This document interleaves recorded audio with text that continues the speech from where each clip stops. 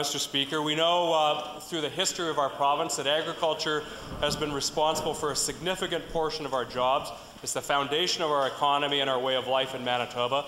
We're going today into a world food shortage where the importance of agriculture is increasing, not declining, where Manitoba has an opportunity to provide food to the world. We have within our province, Mr. Speaker, a critically important part of agriculture, which is the pork industry. Last year, the pork industry was responsible for $786 million of exports, even more than Manitoba Hydro, which exported $592 million worth of power. 95% of pork was exported, only 30% of our hydro is exported to outside markets. Now we're in a situation today where we lost 6,000 jobs in Manitoba between April and May. I want to ask the Premier, why has he put out an unfair hit on the pork industry when we need agriculture in Manitoba today more than ever? Well, First Minister has the floor. Thank you, Mr. Speaker. Mr. Speaker, the whole issue of the hog industry, we have just invested money in the second shift in Brandon. We have just invested in the Neepawa plant, Mr. Speaker, to increase capacity here in Manitoba. Mr. Speaker, the hog industry has grown in this province, but we believe that the policy that we've announced and the law that we have before the people of Manitoba, Mr. Speaker, we believe the policy before the people of Manitoba in the law stands on its own merit as a balance between the areas where we can expand and the areas where we're vulnerable in terms of water protection. The member opposite, Mr. Speaker, wants to repeal that bill. We'll make sure in the next election campaign the people of Manitoba will know what party is going to repeal protection for water here in Manitoba and what party has a balanced approach. That's what democracy's all about, Mr. Speaker.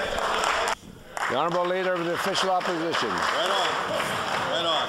Thank you, Mr. Speaker. Dr. Flatten from the University of Manitoba presented to committee late Saturday evening. I had the pleasure of listening to a very thoughtful presentation from somebody who's dedicated his life to researching these issues. His recommendation was that there was a way of achieving the balance, the goals of sustainable development, which are to both protect the environment and protect jobs and wealth creation for all citizens for the next generation. What he said was invest in research, number one. Number two, provide education to those engaged in the industry to change toward best practices. Number three, provide incentives to help them change toward best practices. And number four, use regulation where appropriate to prevent practices that are unacceptable. None of that is what Bill 17 is about. Bill 17 is a sledgehammer that is designed to kill a way of life for thousands of Manitobans for purely political reasons. Let me go on the record right now. If we are elected in 3 years, we will put in place research, education, incentives, and appropriate regulations, and we will repeal the heavy-handed, politically motivated, useless Bill 17 so that Manitoba...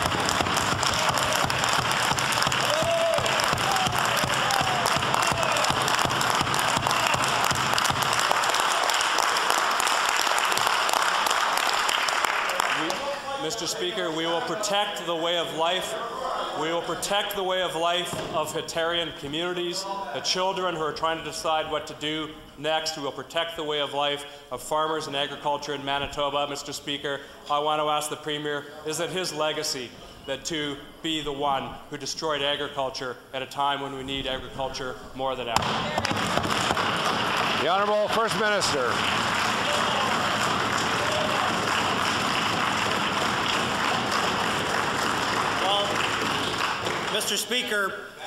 Mr. Speaker, the member opposite has already said, and his caucus has already stated before the last election, that they don't believe in regulations to protect water in Manitoba. He said that when he was running for leader of the Conservative Party.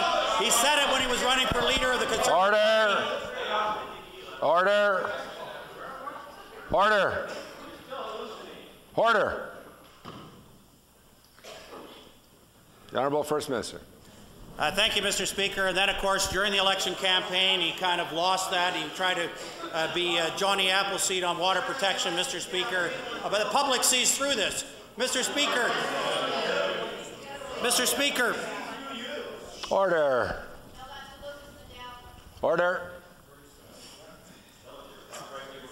Mr. Speaker, Order. 28% of Manitoba hogs are concentrated in 2 rural municipalities. Mr. Speaker, the member opposite can go to the people of Manitoba and promise to repeal Bill 17, but we promise to go into the next election campaign with protecting agriculture, yes, but also protecting water protection in Manitoba. For too long, Mr. Speaker, Order. we have not chosen to protect our water. Order. Order. Come on. Order. Come on. Order. Order. Let's have a little respect for the dignity of this House, please. We need some decorum in here. The Honourable First Minister. Thank you, Mr. Speaker, and this will be a worthy debate. Members opposite want to repeal water protection measures in Manitoba. We will go into the next campaign with balancing agriculture and protecting agriculture. And, Mr. Speaker, the public gets it, and they will get it in 2011, Mr. Speaker. The Honourable Member for Tuxedo. Good luck.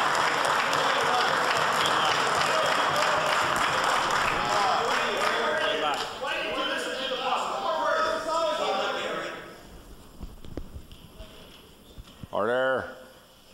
The Honourable Member for Tuxedo is order. Order. The Honourable Member for Tuxedo has the floor. Order. Thank The you Honourable very much, Member for Tuxedo. Mr. Speaker. And if the Premier cares so much about the water quality in Lake Winnipeg, then why is he sitting back idly while raw sewage is, as we speak, dumping into the Red River as a result of dumping from the wastewater treatment facilities in the city of Winnipeg?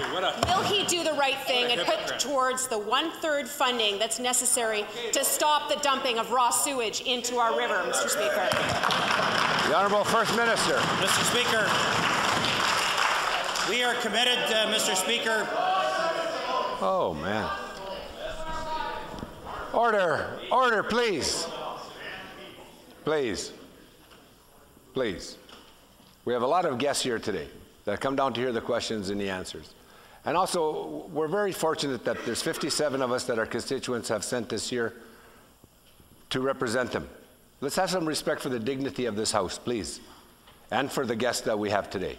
All honourable members, please. The Honourable First Minister. Thank you, Mr. Speaker. Mr. Speaker, we have committed ourselves specifically to the 1/3 funding formula. We've committed to the... Mr. Speaker. Order. We have committed the government to both the nutrient removal and the phosphorus removal. We would be the only city in Western Canada to not remove nutrients. In fact, the City of Regina is just now investing in that proposal. I know we got condemned by certain quarters in that regard, but we would be the only city, Calgary, Edmonton, Saskatoon, Regina, if Winnipeg didn't remove both phosphorus and nutrient. Secondly, Mr. Speaker, we have... Order, please, please, please. Let's have the courtesy. Look, the honourable member has asked a question. Let's give the courtesy to hear the response, please. The Honourable First Minister. So, Mr. Speaker, we're committed to the nutrient, nitrogen and phosphorus removal. Secondly, we've committed ourselves already to the Lake Winnipeg Stewardship Board, which also talked about the twinning of the sewer system to have more wastewater go through the wastewater treatment plants, which we are investing in. We've always committed ourselves to the 1/3 principle for the twinning of the sewer system, Mr. Speaker. We're taking it in the sequence that the Clean Environment Commission has recommended. The pollution going into the lakes, Mr. Speaker, 80% will be removed according to the Clean Environment Commission, and that makes our point. It's going to take all of us, farmers, urban dwellers, municipalities, golfers, lawn maintenance people. It's going to take all of us to reverse 30 years of neglect for Lake Winnipeg.